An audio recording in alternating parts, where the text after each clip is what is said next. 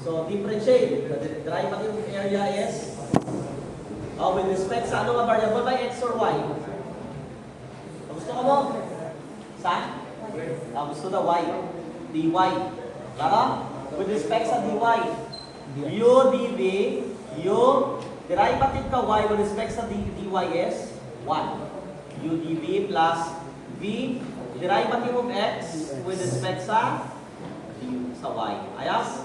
Okay. So, siroon mo dyan kay minimum maxima kita. Ayos?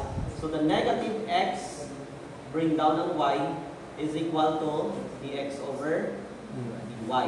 Equation 1. Next, perimeter. Darwa ka y, isang ka x. Sakto? Kasi hindi mo niya pagpundalan, may suba dyan mo. Dito tayo nililate. So, derivative of perimeter in terms of dy.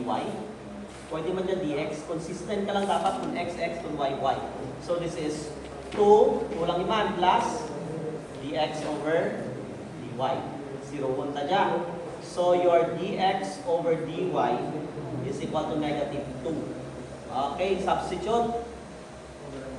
Ang dx over dy equals dx over dy. So, negative x over y is equal to negative 2. So, your x therefore is 2y.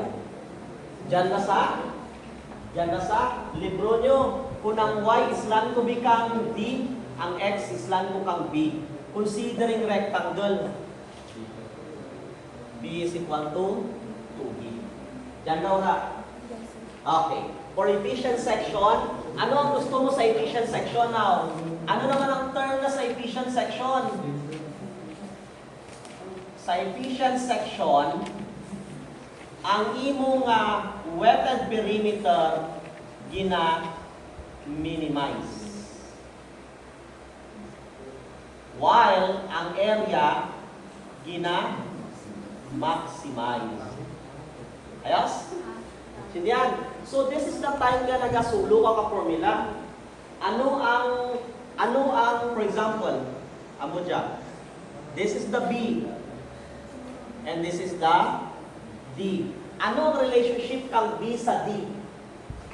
Para magamit mo. Sindihan nyo? So that's the time na suluhon nyo dyan ang formula. Pagkatan na po ka. Sulo lamang kamo ka dyan. Kaya mabakwa ko, kung kamain ka dyan, mag-derive ka. Okay kung rectangle. Pero kung trapezoid, di ka ron.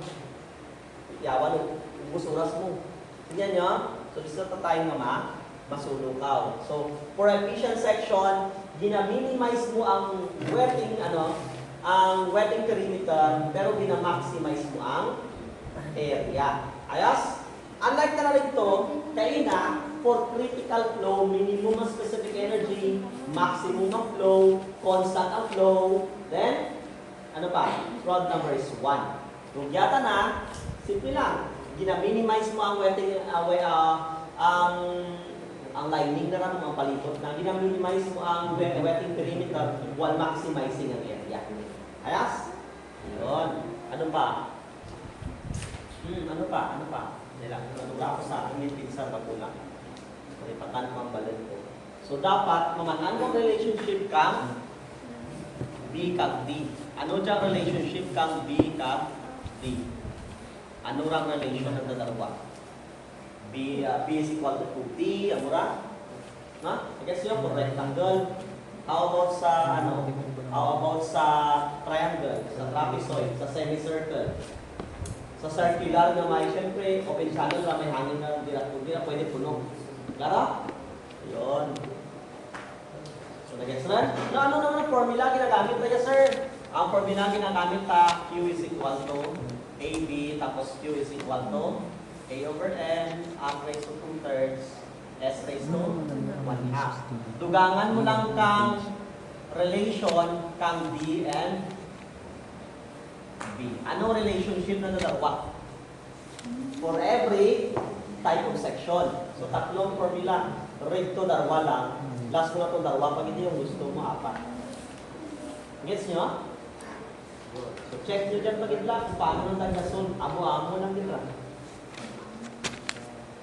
Ang apan na topic, steady flow, wala nga uniform flow. Wala pa kita sa non-uniform flow. Okay. Ang next topic ta is non-uniform flow. Ang nagahabyog rin. Di matanan nga kanal yung straight. Di ka kaliko man ra. Ayun. Di ang habyog na ba? Dito kita karon sa habyog. Ay last na mas sa ka-formula pa dito niya. So na-guess rin, rigya, saralang formula sulungon ang sulungon takag i-derive, jata na masulog itatan. Kay calculus niya lawit-lawit. Tindihan niyo?